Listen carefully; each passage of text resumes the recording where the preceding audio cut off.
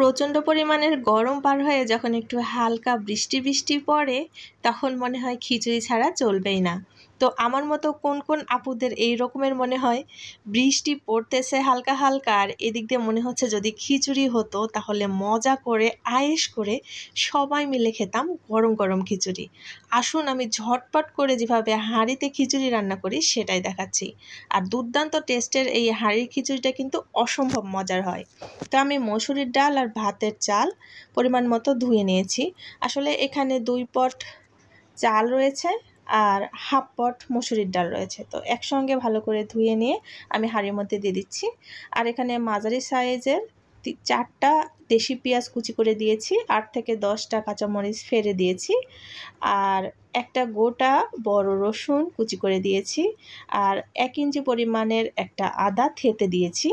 আর এখানে দিয়ে দিচ্ছি গরম মশলা, দারচিনি, এলাচ, আর এখানে তেজপাতা দিয়েছি। আর এখানে পরিমাণ মতো দিয়ে দিচ্ছি আদা রসুন পেস্ট। এখানে 1 চামচ, এখানে 1 চামচ মরিচের গুঁড়া, 1 চামচ হলুদের গুঁড়া, 1 চামচ জিরার গুঁড়া, আর এখানে স্বাদ মতো লবণ রয়েছে।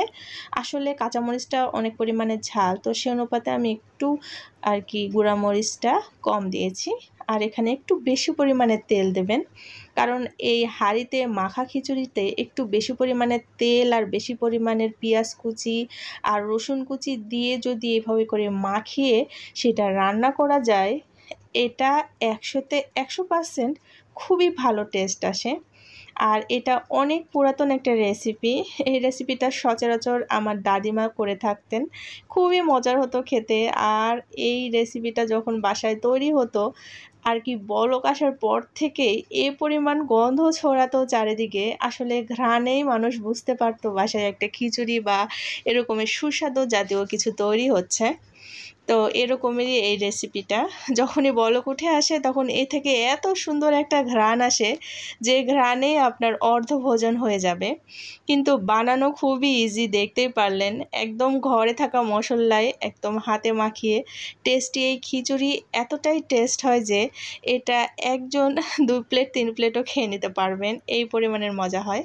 তো খিচুড়িতে পরিমাণ মতো পানি দিয়ে কিন্তু একেবারে আমি বসিয়ে দিয়েছিলাম, আর মিডিয়াম টু লো হিটে কিন্তু এটা হয়ে গিয়েছে। এখন ঢাকা দিয়ে রেখে দেব। আর খিচুড়ির সঙ্গে গরম গরম বেগুন ভাজা ছাড়া কি আর হয় বলুন তো? আমার তো খিচুড়ির সঙ্গে আলু ভর্তা আর বেগুন ভাজি থাকতেই হবে। যেহেতু আজকে মাছ মাংস বাসায় কিছুই ছিল না, তো ভাবলাম যে এরকম ওয়েদার একদমই মিস করতে চাচ্ছি না আমি। আসলে বেগুন আর আলু ভর্তা দিয়ে আজকের খিচুড়িটা খাবো। অসম্ভব ভালো লাগে আমার কাছে, মানে গরম গরম খিচুড়ি আর গরম গরম বেগুন ভাজা, এ দিয়ে মনে হয় যে অনেকগুলো খিচুড়ি খেয়ে নেওয়া যাবে। আপনাদেরও এমন মনে হয়? যদি খিচুড়ি আর বেগুন ভাজা পছন্দ করেন অবশ্যই আমাকে কমেন্ট করবেন যে আপনাদেরও ভালো লাগে, তাহলে আমার জেনে অনেক বেশি ভালো লাগবে। তো এদিক দিয়ে দেখতে পাচ্ছেন যে খিচুড়ি প্রায় হওয়ার মধ্যে। তো আর কি আমি ঢাকনা খুলে দেখতে পাচ্ছি হয়ে গিয়েছে, পানিগুলো নিচের দিকে চলে গিয়েছে। তো এটা এখন ঢেকে কিছুক্ষণ দমে রেখে দেব। তো কিছুক্ষণ দমে রাখার পরে খিচুড়িটা দেখতে পাচ্ছেন কত সুন্দর হয়েছে, একবারেই ঘেটে যায়নি, খুবই সুন্দর সেদ্ধ হয়েছে আর এরকমের একটা লুক এসেছে। মাশাআল্লাহ, আমি তো অনেক বেশি খুশি, একদম দাদিমার মতো আর কি কালার এসেছে। তো আমি খুবই খুশি। তো খিচুড়িগুলো প্লেটে বেড়ে নিয়ে কিছুটা গাওয়া ঘি নিয়ে নিলাম। ঘি ছাড়া খিচুড়ি আমার খেতে একেবারে ভালো লাগে না।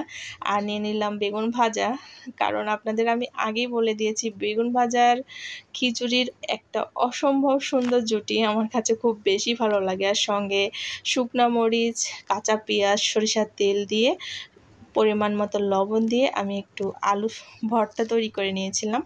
তো ঘি দিয়ে যখন ভাতটা মাখাচ্ছিলাম আর তারপরে বেগুন ভাজাটা একটু করে ভেঙে নিয়ে এটা মাখিয়ে নিয়ে মুখে দিচ্ছিলাম, মাশাআল্লাহ মাশাআল্লাহ এত বেশি মজা লেগেছিল যে কি বলবো আপনাদের, আসলে দেখেই বুঝতে পারতেছেন।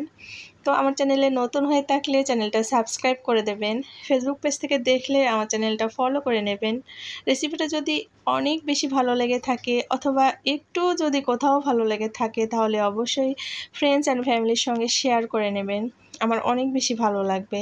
আসলে খিচুড়ি খেতে আমার মতো কে কে পছন্দ করেন অবশ্যই বলে যাবেন কমেন্ট সেকশানে। ভালো থাকবেন সবাই, দেখা হবে নতুন কোনো রেসিপিতে। আল্লাহ হাফেজ।